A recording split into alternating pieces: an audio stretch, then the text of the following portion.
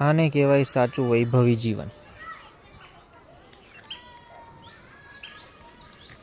તમે જ વિચારો કે તમારા 3, 4, 5 BHK ના લક્ઝરિયસ ફ્લેટ કે બંગલાઓ તમને સુકૂન નથી આપતા. હું જાણું છું, તમે પણ જાણો છો કે તમે ઘર લીધું છે સુકૂન માટે, શાંતિથી રહેવા માટે, પણ તમારું ઘર તમને સુકૂન નથી આપતું. ઘર સુકૂન આપે છે ક્યારે? કે જ્યારે એ આઝાદ હોય, જ્યારે એની દીવારો લોન અને EMIના બંધનથી આઝાદ હોય. કારણ કે જ્યાં સુધી તમારું ઘર લોન અને EMIથી એની દિવાલો બાંધેલી હશે ને, ત્યાં સુધી ક્યારેય સુકૂન નહીં મળે ઘરમાં.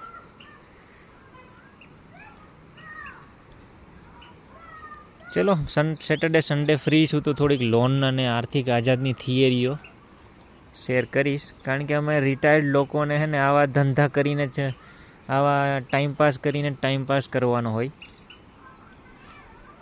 ક્યારેક લોકોને રોડે ચડાવીને ટાઈમપાસ કરવો પડે, તો ક્યારેક લોકોને માર્ગદર્શન આપીને ટાઈમપાસ કરવો પડે. મેજોરિટી હું લોકોને રોડે ચડાવવાનું કામ વધારે કરતો હોઉં છું.